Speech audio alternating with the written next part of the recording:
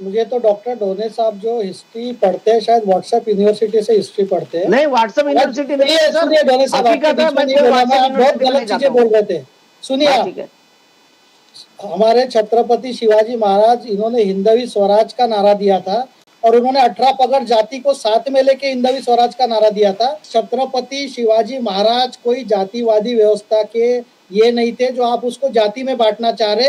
ये कांग्रेस पार्टी है और ये जो शरद पवार साहब की पार्टी है, इन्होंने महाराष्ट्र में जातिवाद लाया। कोई ब्राह्मण बोलते, कभी ओबीसी बोलते, कभी इसको, तो ऐसे समाज को बांटिए मत। आप अगर मनुस्मृति को क्रिटिसाइज करते हैं, अगर उसमें कुछ गलत है तो सबने क्रिटिसाइज करना चाहिए, लेकिन आपकी हिम्मत है क्या कि शरिया में कोई अगर गलत है, कुरान में कुछ गलत है, तो आपकी हिम्मत है क्या कुछ क्रिटिसाइज करने में? हिंदू धर्म is a way of life, Hindutva is a way of life. इसमें हम लोग इंप्रूवमेंट करने के लिए हर वक्त तैयार रहते, लेकिन क्या कांग्रेस पार्टी में इतनी हिम्मत है कि अगर कुछ गलत काफिर के बारे में बोला जा रहा है या जिहाद के बारे में बोला जा रहा है, आप ओपनली क्रिटिसाइज करें? यहाँ सिर्फ जातिवादी ब्राह्मण बोलना या मराठा बोलना या ओबीसी बोलना, इससे सर आपका, इसलिए आपकी पार्टी आज इतने निचले स्तर पर आ गई है क्योंकि आप जातिवाद, प्रांतवाद, क्षेत्रवाद में फंसे हुए हैं। आपके कांग्रेस पार्टी के जो राहुल गांधी है, कभी बोलते हैं मैं कश्मीरी ब्राह्मण हूँ, कभी बोलते हैं मैं यहाँ हूँ, कभी मैं जन्मेधारी ब्राह्मण हूँ। तो आप तो पहले बताइए ना कि आपकी पार्टी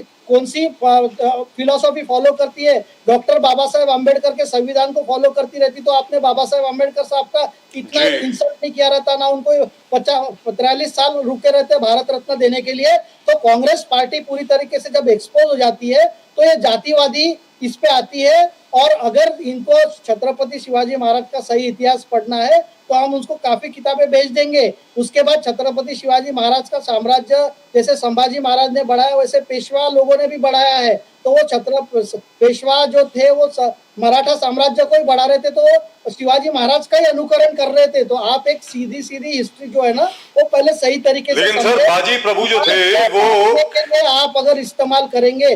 देखिए राजीव जी, मैं क्लियर बोलना चाहता हूँ, इनके हिसाब से जवाहरलाल नेहरू यही स्वतंत्र सेनानी थे। सुभाष चंद्र बोस, वीर सावरकर, लोकमान्य तिलक, ये सब, भगत सिंह, चंद्रशेखर आजाद, ये कोई नहीं थे।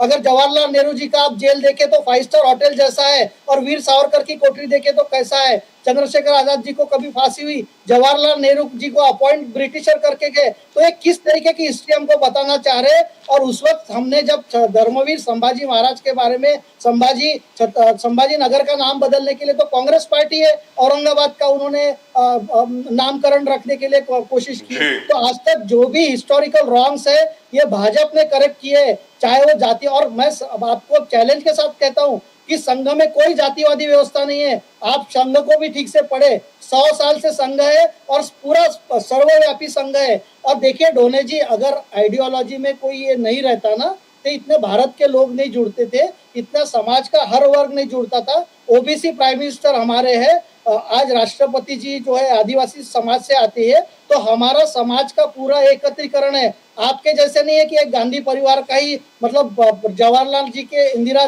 गांधी जी बनेंगी, फिर राजीव गांधी बनेंगी, फिर सोनिया गांधी बनेंगी, फिर राहुल गांधी बनेंगे, अब प्रियंका गांधी जी के बेटे बेटियां बनेंगे। तो ये परिवारवाद नहीं है, ये सामाजिक हमारा समीकरण है। और सबका साथ, सबका विकास, सबका प्रयास ये बोलते नहीं है, मोदी जी ने करके दिखाया। इसलिए आप 3 इलेक्शन में कंटिन्यूस 100 के नीचे आए हैं और महाराष्ट्र में भी आप 4थे नंबर की पार्टी हो गई है। तो आप अगर ये जातिवाद फिर से फैलाने की कोशिश करेंगे तो आपकी पार्टी महाराष्ट्र जी बोलिए डोने साहब। आज आपको बता रहा हूँ।